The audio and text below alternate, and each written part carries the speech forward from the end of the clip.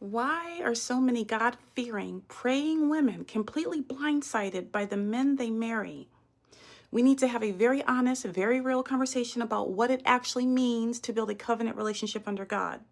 Stop looking exclusively for instant chemistry and let's talk about standard over attraction. Relationships and marriages are never going to be perfect, but there is absolutely nothing worse than having a difference of opinion with a man, only to watch an adult temper tantrum unfold right before your eyes. This goes for you too. Men see temper tantrums too.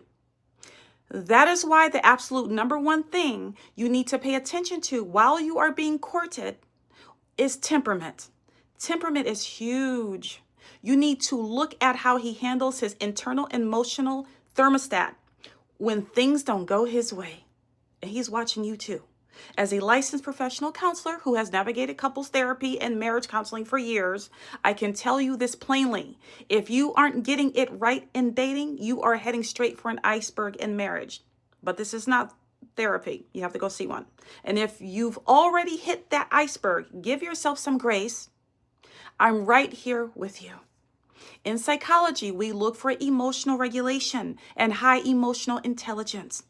An emotionally mature man or woman doesn't use silence as a weapon. He doesn't slam doors and he doesn't throw adult temper tantrums to punish you for disagreeing with him. He understands that conflict is not a competition to win. It is a problem to solve together as a team. This comes down to collaborative problem solving. When a crisis hits, does he shut down or does he step up as a proactive teammate? Renowned relationship experts at the Gottman Institute highlight that the ultimate predictor of long-term relationship success is repair skills. The ability to take a breath when emotions run high, apologize sincerely when wrong, and actively de-escalate tension instead of fueling the fire.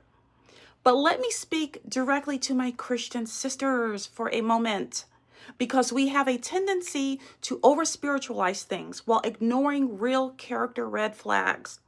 You might be praying for a husband, but you have to understand that you are going to meet people at completely different stages of their spiritual walk.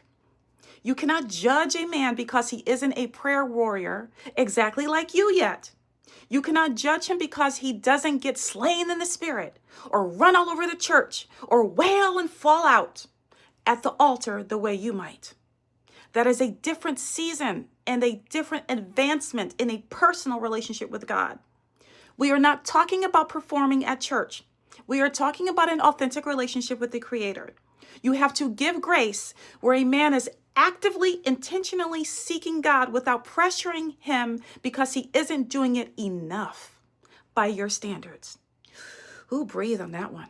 If you are intentionally dating to be married, you have to remind yourself of a critical truth. Even when you become his wife, you are not his pastor. It is not your job to bang him over the head with the Bible. Your job is to sit in communion with God. Scripture reminds us that we can pray for our spouses, and this is a truth that isn't talked about nearly enough. Some Christians get hit by life's storms.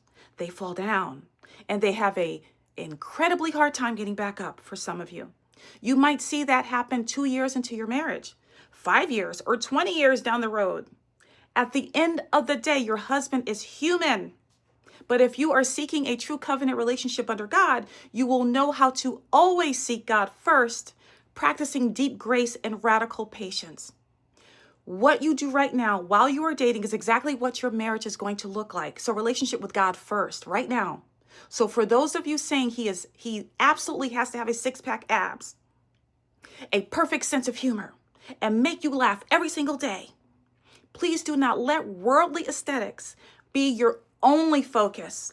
The six-pack abs go away for most people, and that goes vice versa for both men and women. Physicality fades, but godly character is what carries you all the way into your elder years.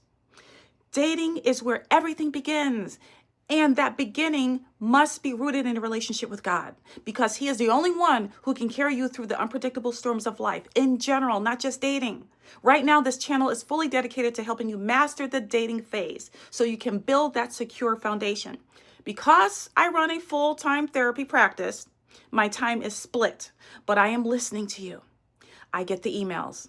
I am already working on creating a separate space or a dedicated series specifically for engaged and married women who need to heal or strengthen their covenant with God. If you are ready to stop guessing, stop compromising, and start dating with divine intention, hit that follow button right now. And if you have questions about your specific situation, drop into my bio and send me an email. Gotta go.